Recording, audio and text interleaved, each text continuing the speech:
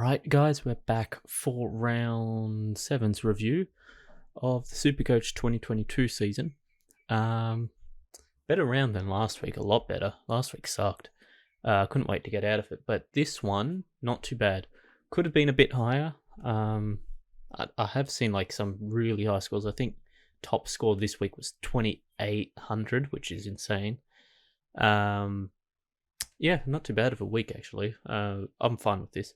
Went up in rank, not a ton, but up's better than down. So yeah, we'll get into the team. Hopefully I did reverse trades. Yeah, I did. All right.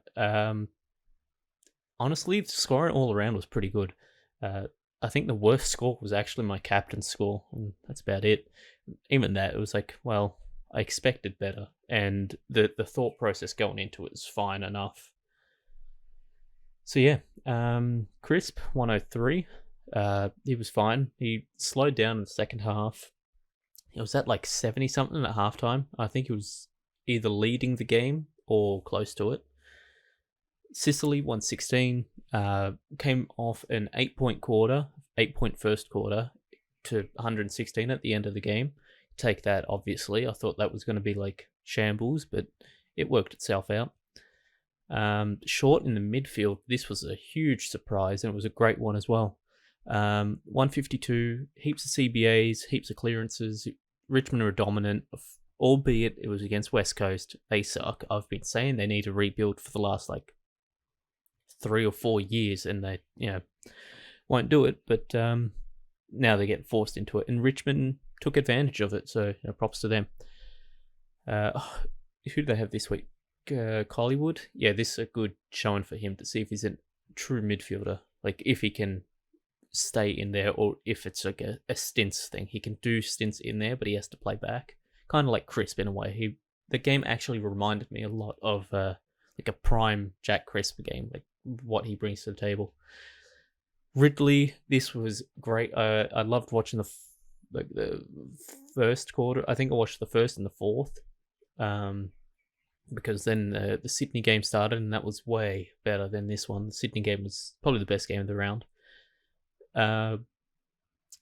Yeah, Ridley taking intercepts, playing the correct role. When they need a kick out of defense, they give it to their best kick in defense, best kick in the team, Ridley. So this was absolutely great. Could have been a bit higher, but Dogs just completely smashed them in like every aspect. Even if like I don't think they lost by all that much on the scoreboard. 30 points, roughly. Yeah, 32. I mean, that's still a blowout, but it felt like a lot more. It felt like 50 to 60. Like, Dogs were just killing them. Gibcus and De Koning had to field them because of Hewitt. It felt like everyone got injured in like 3 days before the round started. He had half the rucks in the AFL just, steamingly get injured at the same time. Hewitt has a calf injury, but apparently it's just a like sprain / corky / it's fine. It just needs a rest. So it's fine. I prefer he rests than he plays and he gets badly hurt, and then we have to trade him. Hinge. With these two were fine. Gibcus keeps showing that he can score high. So to those like me that kept him, it's good. But if you traded him, there wasn't any sign of this before. So yeah, it wasn't a bad trade in my opinion. De Koning, he does what he does. He's key back, so it doesn't really matter. Hinge is healthy, but didn't play, which is a bit disappointing because I do think he is best 22. I think this opens him up to being the sub, which sucks. Against Carlton this week, I don't know if there were any injuries in the side that would let Hinge come back in. But, I mean, they lost pretty big to GWS, so maybe they're going to make a change. They should. Hinge is one of their better players. Just got to find room for him. Captain McRae, the logic going in was he scores good against Essendon. I think he has a 140 and a 130 in his history. And Bevo saw that and went, all right, start him on the bench, play him at wing, play him as a back at points. He was like the final defender back. He lost a lot of CBAs to Bailey Smith, which, as a Supercoach player, I don't like, but real life, it's, that makes sense. Bailey Smith is their upcoming midfielder, and he looks like, going forward, he's going to become one of the better midfielders in the AFL. So, yeah, it's a bit disappointing. Still stick with him. I'd even, vice captain him this week. I'm not sure. If you have Brayshaw, this is an easy one. We'll get into that a bit later, but yeah, it's not like worrying, got to trade him or anything like that. His break even's like 200, isn't it? Yeah, 200. It's just, it sucks. Now these scores can pop out, so maybe he's not M1 anymore. He's like M4, 3 even, just off consistency. It should be fine though. I reckon he has more games of 120 than he does, 80s. Neil completely destroyed Sydney's midfield, almost single-handedly. Zorko did a fair bit, and Bailey was there for the first half. Neil was just great. That's all there is to it. He was just really good everywhere. I think he had a goal in the end. Just good all around. Oliver had him vice. Probably should have taken him. But that is kind of hindsight thinking. I thought this was going to be a 130, so it is what it is.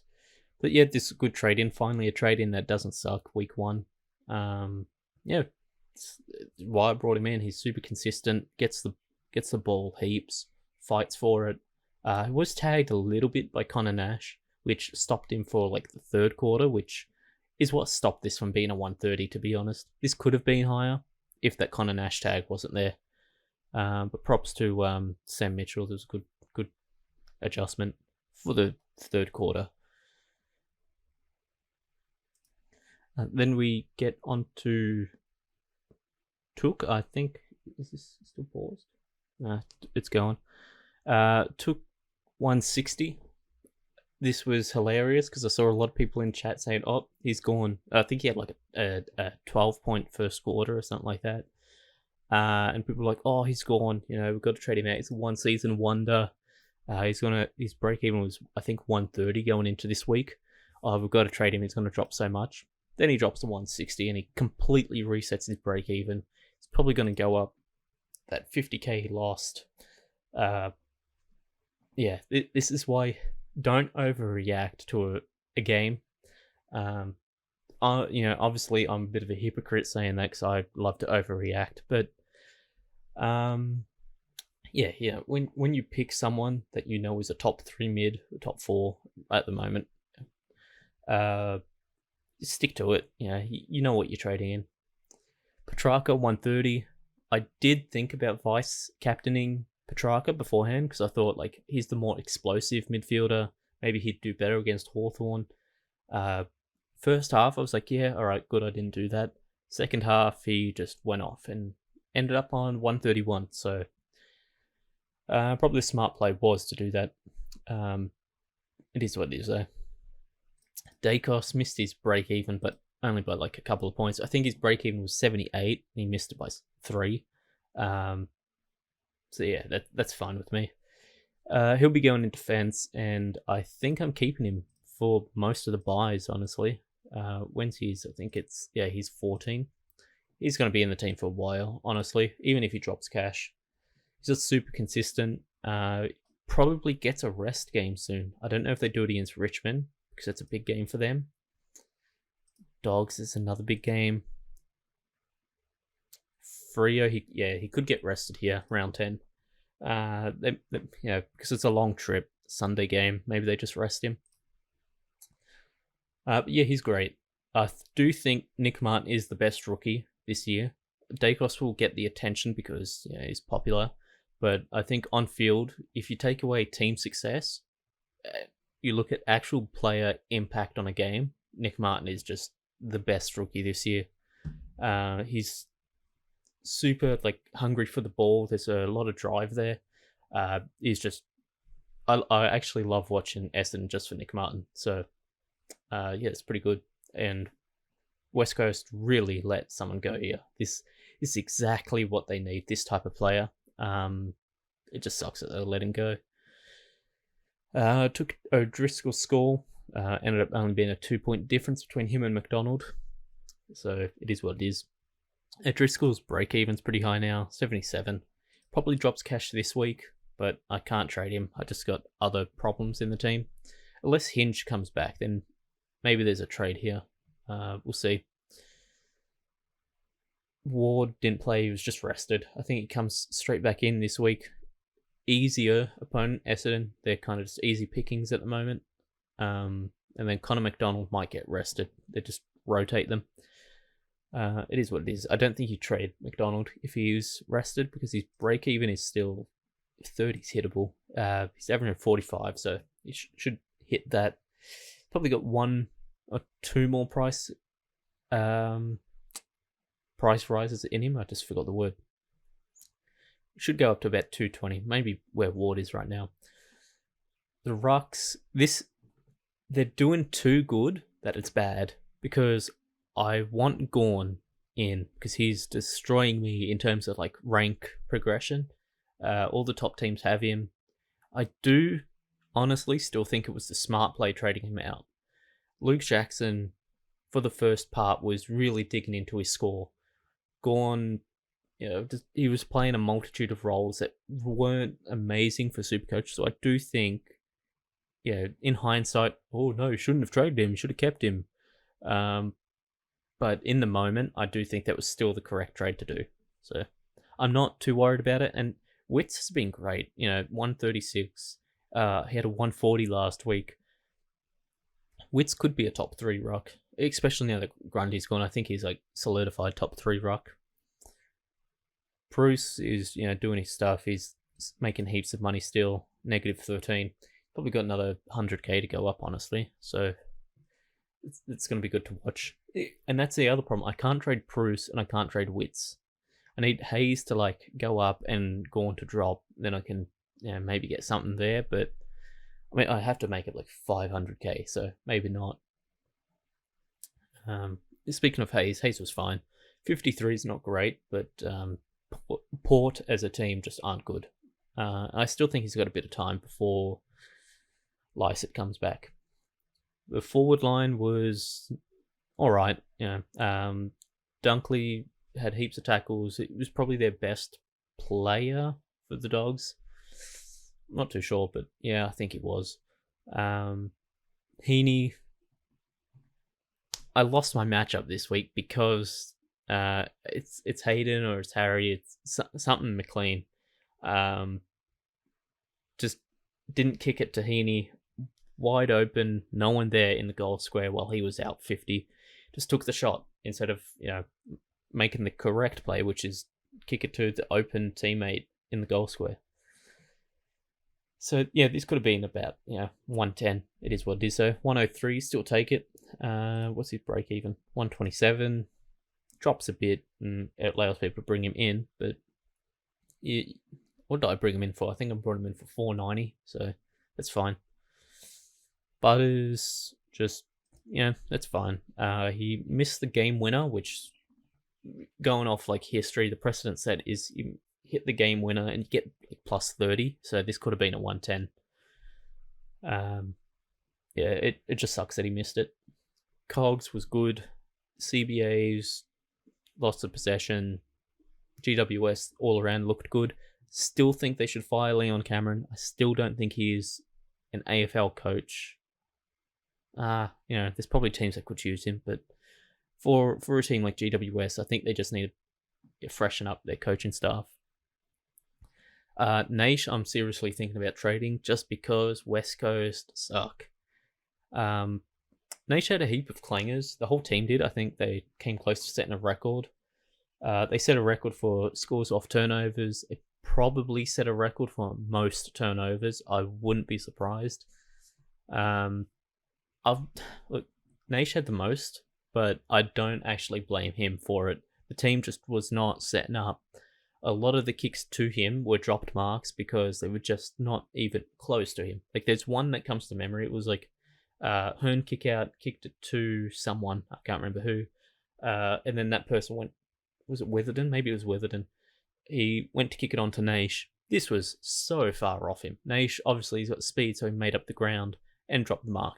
And then, went to go get the ball on the ground, dove, and got caught holding the ball. So I don't actually blame Naish for that. It's just the team sucks. And because of that, I think I might have to trade him out. 341 is still good. It's this could have been Brody, which that sucks. This could have been Brody here. Rose's 48, lower than expected, but he's making cash still, and I need someone to field.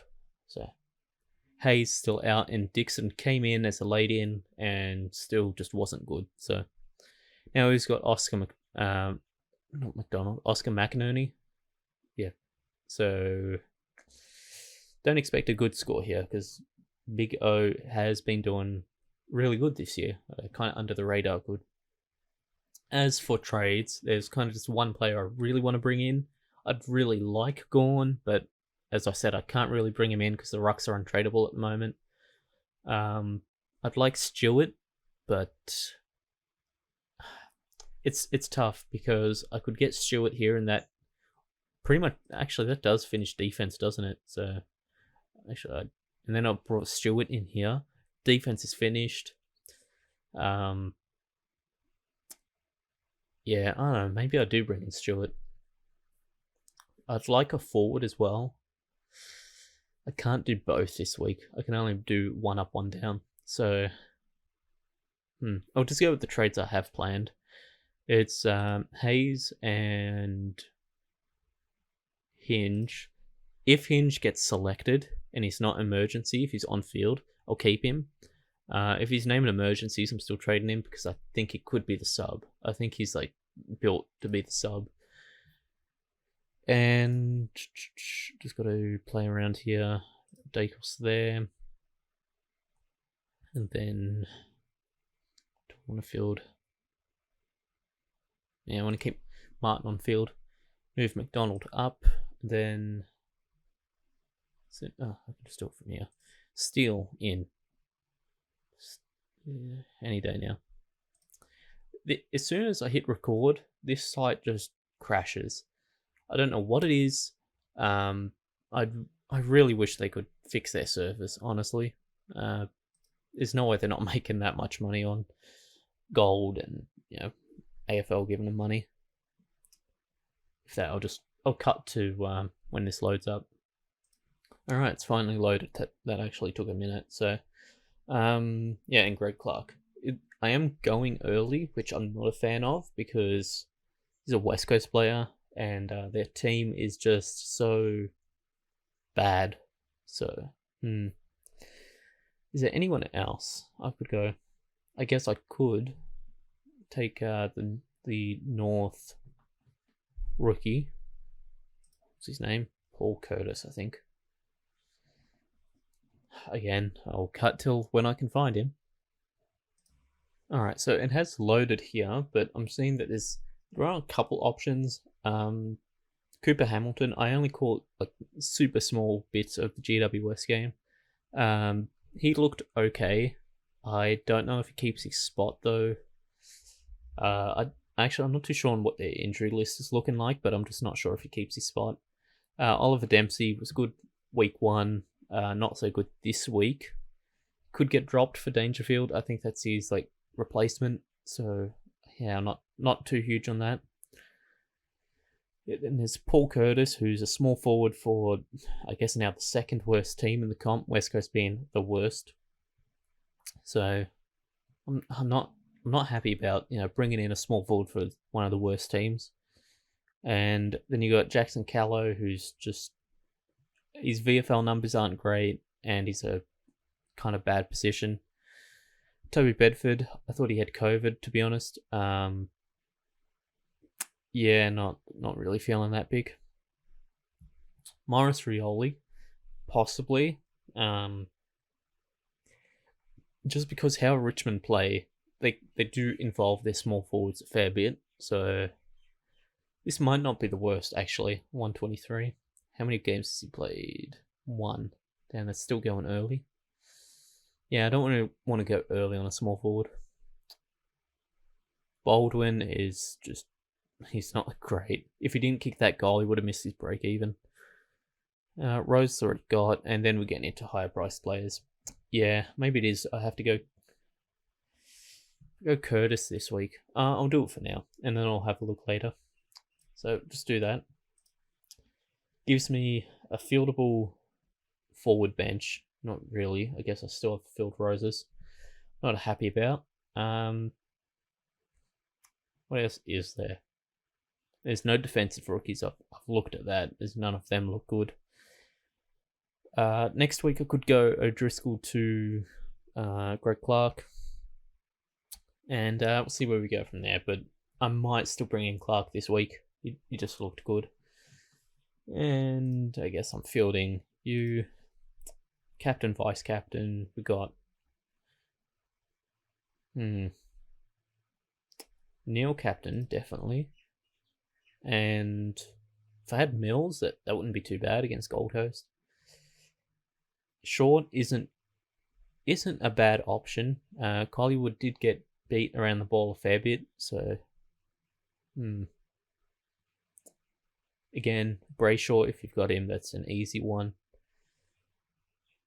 Actually, I'm not too sure. I guess that's Saturday. I could go Neil into Oliver, but I'm not too sure if I like the St Kilda matchup.